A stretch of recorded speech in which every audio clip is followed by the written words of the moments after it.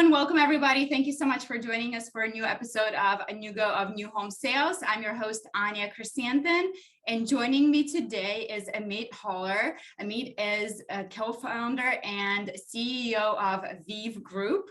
So I'm so excited to have you on the podcast today. Welcome. Thank you so much, Anya, and thank you for having me today. Yes, well, Amit, I had a pleasure of meeting you in person when I visited San Francisco earlier this year as part of a U40 conference for Pro Builder. And we were very fortunate to actually have a tour of your facility. So I don't even want to get into what is it that you do, because one of the things I was really disappointed with was that I couldn't take any pictures or videos, because I think when I told people what I saw, nobody could believe me. And I think unless you see it with your own eyes, it's very, very difficult to understand what it is that you guys are doing. So before we get into that, I would love to hear your story. So if you can tell our listeners a little bit about yourself personally, what your journey has been, and what is it that you do now? Absolutely. And thank you very much, Tanya, for the compliments. So about myself, I live right now in the US, in California, in the Bay Area. And for the past 25 years, and I would say pretty much kind of the first half of my life was in Israel. So I was born in Israel originally. I guess you can recognize by my accent. And pretty much my entire life, I was very curious, and I always liked to invent stuff and to try to figure out solutions to problems. And as time goes and as time passes, I was trying to realize that there are pretty significant problems out there that require solution. And when I face one, I cannot sleep at night anymore, right? This is becoming immediately my mission at life.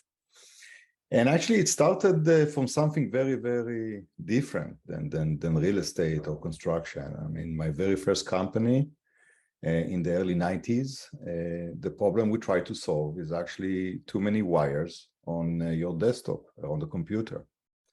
And that's where Bluetooth began. Right. I mean, so the thought that everything needs to be wireless and not connected, and allow to hook very, very quickly and simply many different devices around that. And actually, the thought process really started around the computer, not so much on the phones at the time. And we're talking about early 90s. Mobile phones were not so popular at the time. And this company evolved to become one of the first Bluetooth companies in the world, actually. We sold the company to Texas Instruments in the late 90s, spent a couple of years with TI, and then my next problem in life was that people like to share, to chat and to send a lot of data over the phone. And the phone form factor is not suitable for chatting, in particular the teenagers of the early 2000s. And that's when we started another company, which was one of the very first companies to create smartphone actually for teenagers or for the masses. I'm talking about the days that it was mostly Palm and BlackBerry for the enterprise. Mm-hmm. And in 2008, I decided I'm going to retire and become a real estate investor. So since the date was, yeah, exactly, since it was particularly October 2008, I became a very successful investor just by luck. But retirement went very, very poorly for me. I mean, after 2 months of retirement, I checked the box. I said, okay, I understood what retirement is. Get going. And initially, it was really about real estate. It was about buying homes, rent them, renovation, later on start to buy small complexes. My first multifamily was 10 units. And the last multifamily was bought was 400 units. I mean, so it was really very nice evolution around this process. But even there, we thought very, very differently, and that was really the beginning of Veev. So Veev really started as a real estate development company. But even those days, we start to think very, very differently about the real estate world. And maybe because where I was coming from consumer product and customers. And the very first thing, we realized that even the words or basically the language relationship between tenants and landlord is the wrong language. Because landlord is actually a term from the medieval. And then they had the tenants. And the relationship are really between customers and service providers. And once you start to think about them as a customer and you as a service provider, you need to start to think about your product. What is my product? What do I provide them? How do I price it? What are the tiers of the product? And that changed a lot the value proposition we gave to our customers at the time. I mean, we picked at about 1,200 units under management as an asset management company. And we start to think about how people live their life. It was not anymore about, yeah, 2-bedroom is $2,000, 1-bedroom is $1,500, studio is $1,000, that's it. It was, what are the type of amenities? I'm not talking about pool and gym. I'm talking about how can we reduce the cost of their power consumption? How can we provide them free Wi-Fi, in particular because we operated in areas which are more affordable, and a lot of people, in order to connect to the internet, they needed to have very expensive prepaid kind of cellular connections. I mean, most people didn't even have computers in those areas. So free Wi-Fi was very, very valuable. And we start to think about product and customers in the housing environment. And over time, we moved more into new development, but the same mindset was remained. It was not, again, just about to develop the square footage and the number of bedrooms, the number of bathrooms. It's to develop homes that will best serve as the consumer product. And in that note, I would say that what Veev is really what all about. It's all about home as a product. And here's a nice exercise I like to do with people all the time. Is ask them what's the brands in their life, right? I mean, what's the brands of their clothes? What's the brand of their sofa? What's the brand of the car? Obviously, the watch, and some people would know even the brands of their faucets at home. But what is your brand of the home? This one doesn't exist. The biggest by size, the most used consumer product out there, and by far the most expensive consumer product out there, doesn't have a brand. So no one ever even thought about it as a product. And I think, Anya, what you saw during this tour is the result of realizing this is really the most important product in our life, and we need to start to think about it as product, as features, as value add, as how people use it in their day-to-day. Yes, I 100% agree with you there. I think we as an industry have such a hard time selling against used homes in general. And I think because we don't differentiate enough, right? Like it's the typical, oh, it's more energy efficient, it's but it's not enough to convince consumers that new is so much better than used. And let me tell you, when I walked through the facility, my mind was literally blown. And I'm sure that's the same feedback you hear every single time somebody walks through there. It's like I landed on a Mars, and, you know, I mean, it was such a different experience from everything that I've experienced to know as a home. And I've been in industry, you know, since 2013, and I sold homes on site. So I am part of the industry. So I'm familiar with the construction process. Like I'm comfortable with that. But what I saw was literally like landing on the moon, and it was like so foreign looking and it was completely mind blowing. So why don't we try to paint a picture a little bit for our listeners, because I know that it's very difficult to even imagine what it is that you do, but I think it comes down to the way you would describe the construction would be what modular construction, right? That's the proper name for it. But I think when most people think of the way you construct homes, when I think about modular construction, I always thought, okay, it's modular. So it still is a home as we know it, but it's just constructed differently off-site. So I'm still thinking lumber involved, right? Like that's what you think. But when I visited your facility, there was no lumber. There was really two pieces of material, metal and was it Corian? I don't want to give away all your secrets there, but we refer to it as HPS, high performance surfaces. But yes, Corian is one of this family. It's one of the brand in this family. So I guess if you can talk to what is it that you're doing there, how your homes are built differently, what the process looks like. I mean, again, I don't want you to give away any trade secrets, but it's very, very curious because it's just, again, so different. It is like being on Earth and then suddenly landing on the moon and being like, oh my gosh, this is a whole different story. Yeah, thank you. Well, and actually your space example is a great example. And actually, let me use it as just to set the tone, right? I mean, modular or prefab, and I never really understood the difference between prefab and modular. So maybe an whole episode about this one. But modular or prefab is basically means that you build something in a factory environment and you bring it to a different location, and that's where we assemble it. Mm-hmm. And one of the best examples is actually the space station. The space station is a modular construction.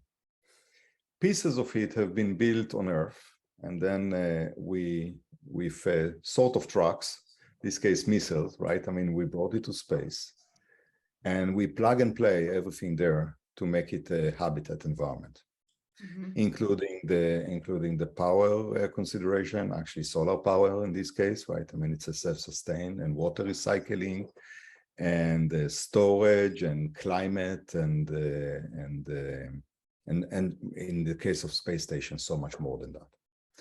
So that's kind of more of the example, or more of the way we think about it. Just because we are modular doesn't mean that lumber needs to be involved. Now, lumber has to do, or in general, in construction, in building, in homes around the world, homes always are being built with the most available material on site. So in some countries, it's going to be mud. In other countries, it's going to be concrete or bricks or stones. In other countries, it's going to be wood. And the reason we build with wood, because we used to have a lot of forests around us. What happened over time, the forests are not there. Now we need to bring the wood all over the country, and we still build the same, but with the wrong motivation. We still build the same just because that's how we used to build 100 years ago. Mm-hmm. So the question we ask ourselves, and think about the home as a product, is, okay, we need to really build a home that would provide the right insulation, the right structure environment, the right seismic environment. I mean, all this given. But this home also, we need to create a product that will not age over time. We need to make a product that is going to be super easy to maintain, that it's going to be super, and not just the maintenance the way we think typically about the maintenance, but the daily cleaning. That my 3 years old kid will not bump their bike inside the home into the wall, and then I need actually to fix the wall. I mean, it doesn't happen in my car. It doesn't happen in so many other different products in our lives. So why can it be in the home? And that's where we really need to refigure out the new materials which are going to be very appropriate for manufacturing facility. May be very inappropriate for on-site construction, but it's not what we are doing right now. We are doing the off-site construction or the manufacturing of the home, so we have the opportunity to revisit pretty much everything around that and ask ourselves the 5-time why. Why do we use wood? Why is it 16-inch on the center? Why do we use drywall? And typically all the answers has nothing to do with manufacturing, has to do either with legacy or with the ease of construction on-site. And actually, you use the word here, off-site construction, and that's I would say the biggest difference. Off-site construction, it's really taking the construction site and move it off-site. Prefab or modular, we have the opportunity to rethink materials and doing things very differently. What it really means is that we build pieces of the home in a factory, relocate them to the site, and then assemble them together. So let's talk about the two main materials, as you mentioned. I mean, this entire factory is really two main materials down there. The first material is steel, very particularly light gauge steel or cold form steel. And this steel arrives to us in very large rolls of like a thin steel within different gauges. Those rolls, as you could see, they are pretty small in size. I mean, it could look like 5 feet diameter, 1 feet high of a steel of roll. And 3 rolls like that actually would have the content of steel that required to build a 1,000 square feet home. So the density of the material is very high. If we would use wood, we would need 40 times more space and transportation and everything which is associated with it. This roll form, this steel is being roll formed into the different structural components that we need in real time, directly from our design software. So being able to design very precisely the home in a digital environment allows us actually to transfer the files directly from the design software to the machines. And those roll formers will roll it into shapes which look like studs or trucks or head shape, head profile for trusses. And all those different kits and shapes will be punched for all the service holes and connectors, and will cut precisely to size at a plus minus 1/8 of an inch precision. And we're even going to print on those machines actually printing the catalog number or the part number of each one of those components. So when those components goes to the next station, the new generation framers or really kind of the assembler of the frame component can pick those pieces. They don't need to measure anything anymore. They don't need to, there's zero waste. Talk to the fact that it's steel. So I think for a lot of builders, when they hear, oh, steel, well, it's probably really expensive. Or where are you getting this steel? Is it coming from China? Can you talk to that a little bit? If we compare steel by weight to wood, etc., it's really expensive. But still providing us the opportunity to create geometrical shapes that hold much stronger and overall reducing the weight of the steel significantly. In fact, I would say that most of our walls are even lighter than wood walls, even though they're made of steel. And that's what matters at the end of the day. What matters is kind of the entire weight time the dollar amount of steel, etc. Plus a lot of the cost that goes with wood, and that's what we forget, is actually with the waste. Mm-hmm. About 20% of the wood in construction site goes to waste. And this waste is expensive because we just bought material that we have nothing to do with it. We need to remove it from the site. And even worse, it's very polluting. This waste, this waste is actually non-recyclable and results a lot of the methane gas out there. So, steel, with the right digital software around it and with the right design, could be and is less expensive than wood. Where do we source it? All over the world, right? I mean, we have sources from China, from the US, from Canada, and steel is a very commodity today. Obviously, we buy the right quality and with the right certifications around that, but it's a pretty commoditized solution.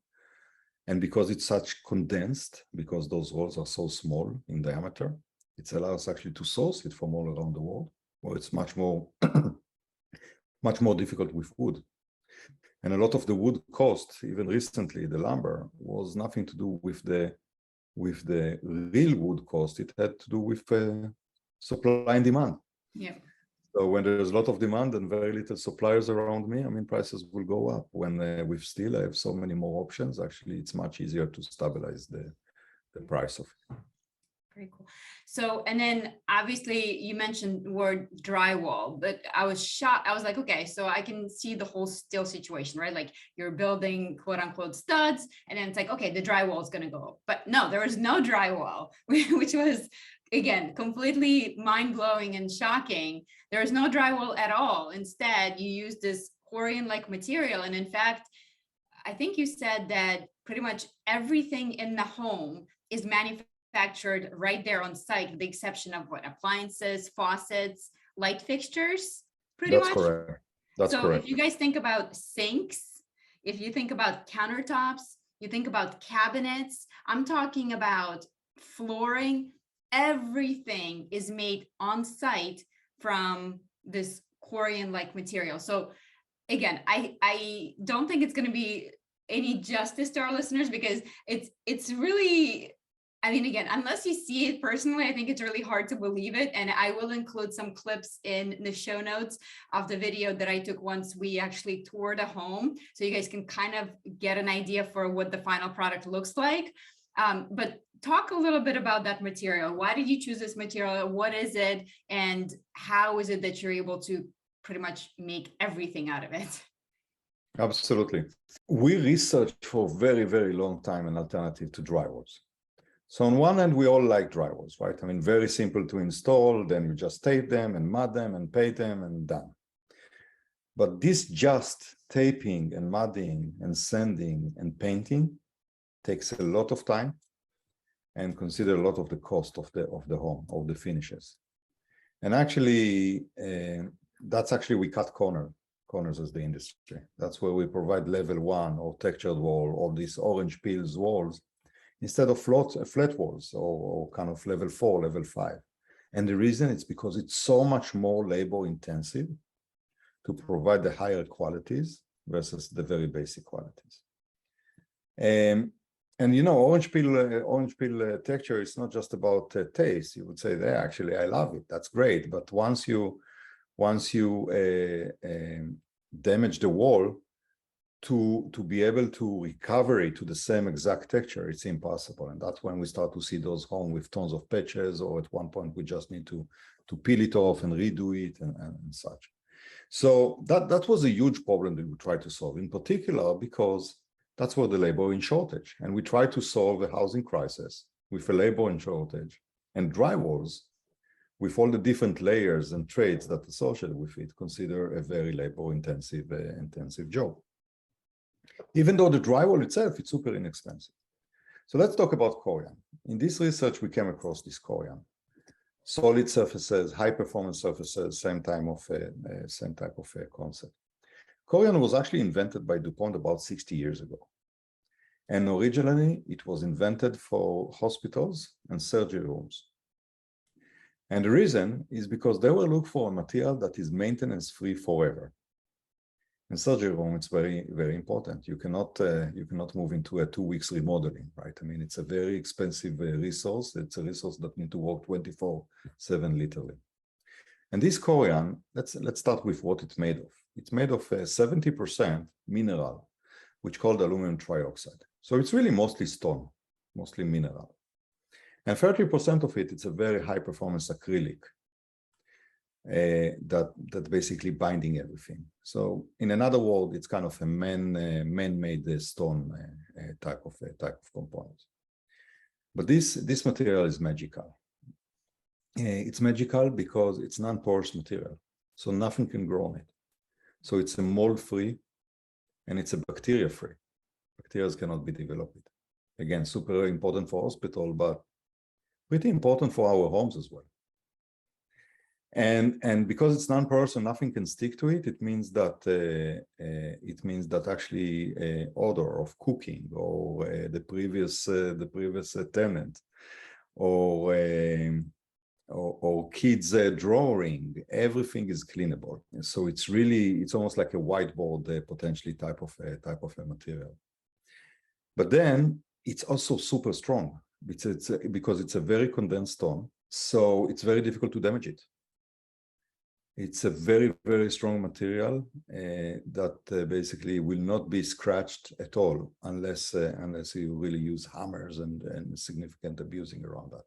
Because it's non-porous, it's very difficult. It's actually very easy to paint on it, but it's even much easier to remove the paint. With a simple paint remover, you paint, remove the paint, and voila, the original wall shows up. So there's no those layers of paints when coming. But better off, you don't even need to paint on it. Just leave it as is, get it in the right color, or what we do actually in our factory, we are printing on it. We have very large size printers that we can print on it any image or texture or look and feel. So now it's not only white walls, it could be pretty much everything. Yeah, so you guys, again, I think until you see this, this is like crazy town stuff, right? Like, so imagine that and again, it's, you know, those cutting boards, I think that's the similar way, like with the ones that you can bend to, you know, to drop your veggies directly into the pot. Yeah. So it kind of has a similar, like a bendy type of, you know, what's consistency to it, right? So it's like it's in a really thin sheets, so it is bendable. But once it goes on the wall, you know, it is very, very hard material.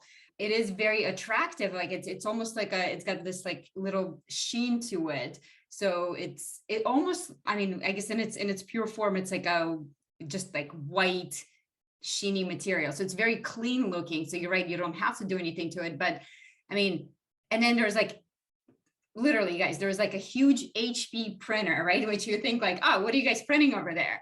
It's printing textures, it's printing these surfaces. So imagine your floor is made of this material, but now you can print it to look like a hardwood, or you can print it to look like tile.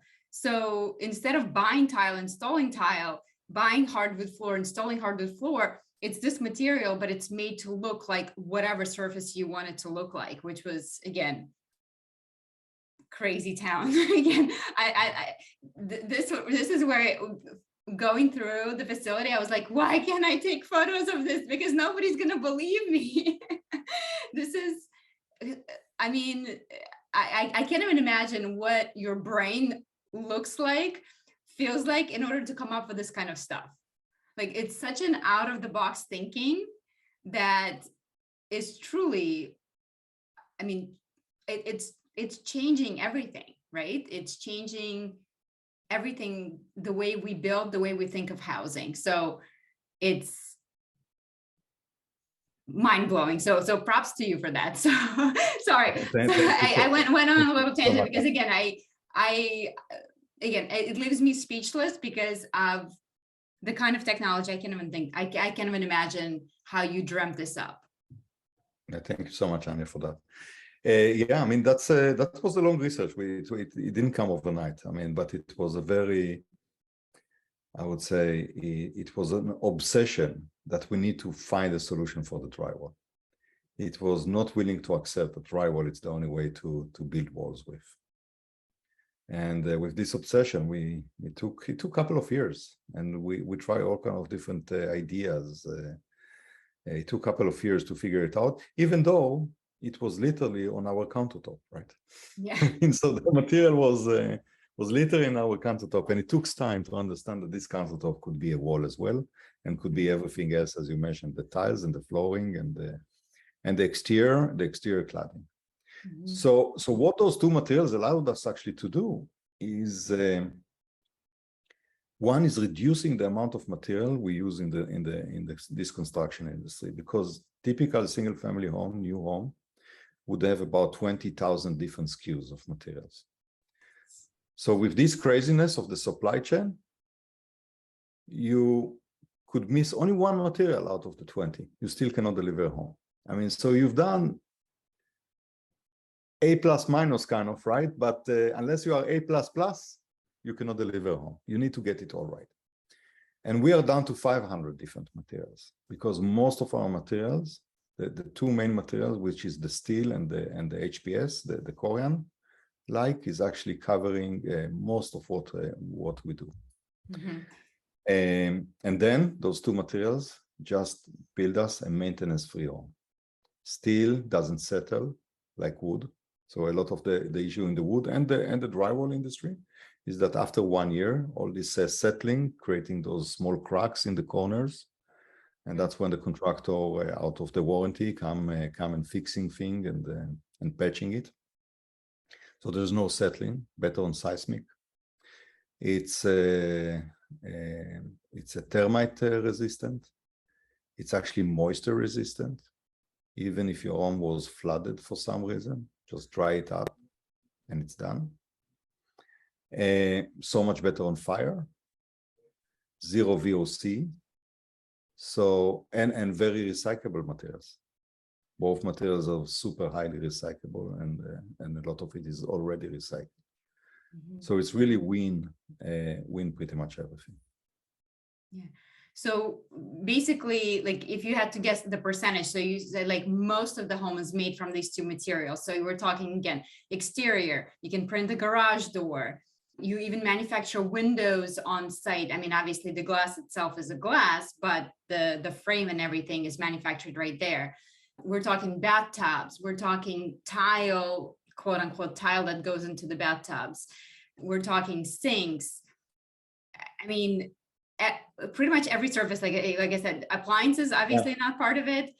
Light Appliances fixtures, definitely not part, and the two other components we manufacture with this material and we're super proud of are all the cabinets. yes, which The was doors. which was so important. Oh yeah, cabinets and doors. That was another cool thing to see the way the door, because it is cut to such precision. I mean, it's almost like you don't even see the door in the in the wall, right? Like it fits so perfect because it's essentially just cut it out and it's boom, there's your door. There's no waste. It is incredible. So using those two materials, like you said, it allows you to avoid a lot of issues that a lot of other builders are experiencing right now. That's right. What about cost overall? Like if you compare a cost of a typical home that you would build, and again, you're in a Bay Area versus like a competitor, traditional construction next door, can you talk about some of the pricing, like side by side? How do you guys compare? Yeah, I mean, so in the Bay Area, we are definitely very comparable to other construction methods. I mean, we typically try to be at the same price or even beating prices of other methods. We are going to extend to Texas next year and to the rest of the country in the next few years. And we have a very clear roadmap how to continue to cost reduce our core products in order to be able to achieve it. And I think that within not very long time, within 2 to 3 years, we should be able to be very competitive to any price in this country, all around the country. Now, the reason you can get there is actually because there's very few materials. Because it's actually creating for you a very simple mission statement and very simple focus about what do you need to optimize. And it's about the material, it's about the manufacturing capabilities, it's about the very clear optimization we need to do around our assembly line. It doesn't happen overnight, but it's a very simple directive about how to get there. And that's what I like about products and productizations and manufacturing lines. So in 2000, when I started my smartphone business at the time, our cost of the smartphone, our internal cost was about $200 per unit.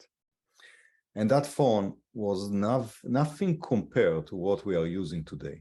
And today you can buy on Amazon probably Android phones for less than $50. So their cost is probably, I don't know, $25, $30. 20 years after, the cost went down by 10x. And the performance went up by 100x. Right. That's the difference between where we used to be and where it is today. Yeah. And the reason it happens is because once you're on a production line and you can keep improving and keep optimizing and better understanding your material and sourcing very few material in a much smarter way. And smarter way doesn't necessarily means that I buy it in China instead of the US. Actually, our Korean or the HPS is manufactured by LG in Atlanta. So it's actually a US made material. But it's really about start to understand what is the sizes you need to buy it and how you optimize for shipping. I mean, you can actually take each one of those value chain component, optimize it correctly, and that's how we can get to the price break more than anything else. So we are very optimistic that within 2 to 3 years, we should be able to serve the entire country. That's amazing. So obviously with traditional construction, there's not much you can do on that side to optimize, right? it is what it is. And as you mentioned, a lot of waste and all of that. And you said right now it is much easier and less expensive to get the steel and the Korean versus the wood products. But what happens with that if, say, it becomes the mainstream and you know, the technology takes off and we shift away from using wood products to steel products and this Korean like material?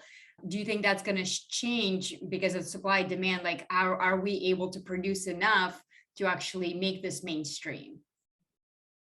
Absolutely. We did a lot of research around that to try to understand, you know, what Korean really made of and where this material are coming from, and kind of extreme consumption of us compared to the consumption in the world of this material for other purposes, because the aluminum trioxide that is being used in the Korean is actually one of the core material in the aluminum industry.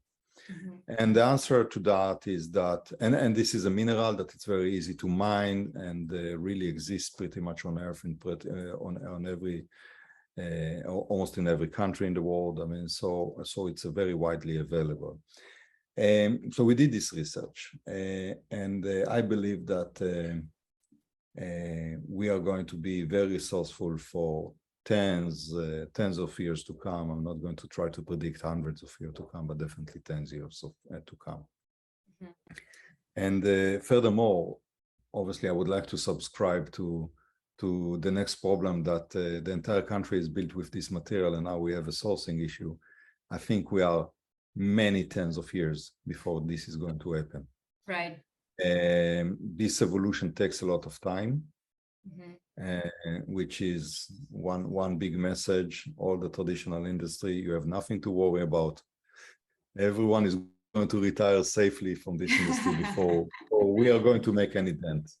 The big problem of us as an industry is that we have a shortage of 7 million homes. 3 million homes out in California alone.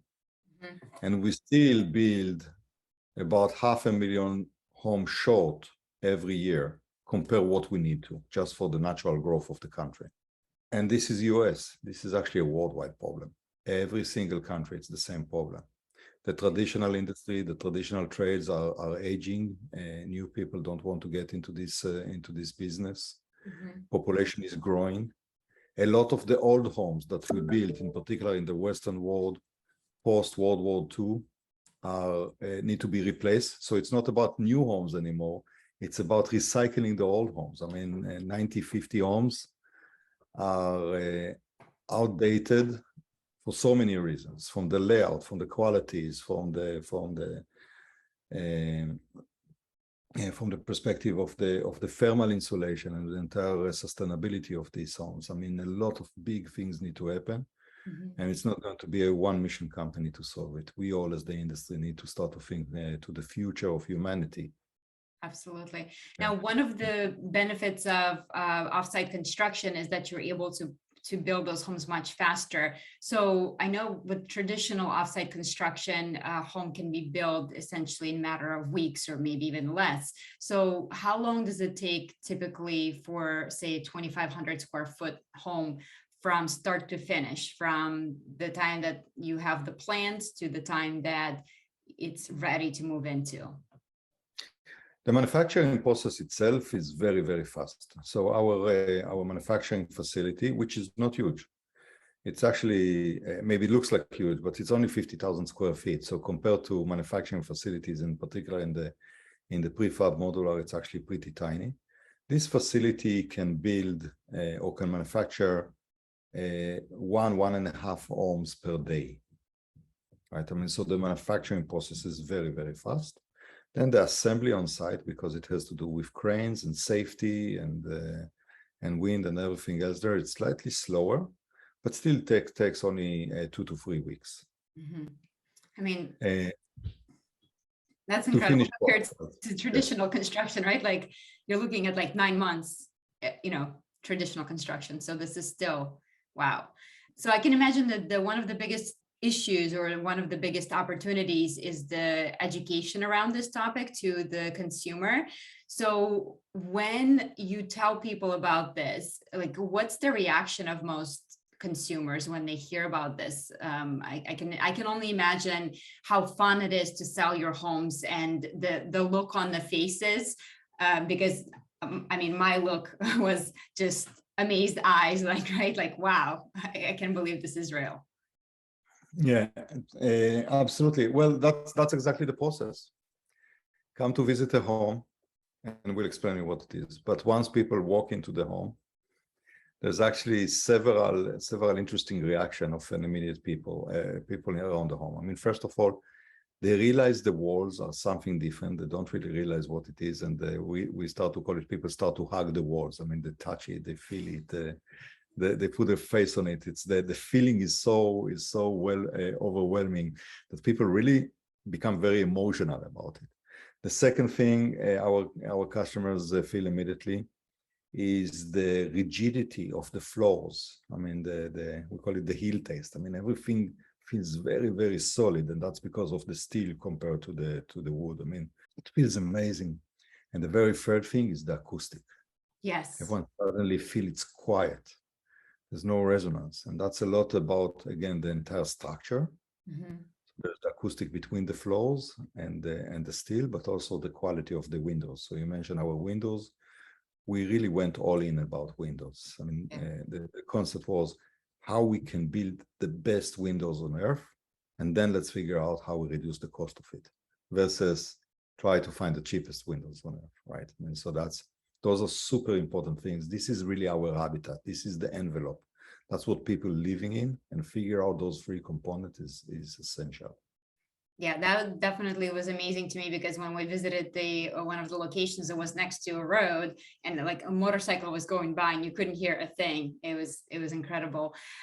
So, I mean, if people want to learn more about you, about the company, and if they want to potentially become part of the process, I mean, I don't know if you're looking into franchising or, as you expand the business, what's the best way to learn more and to get involved? Absolutely.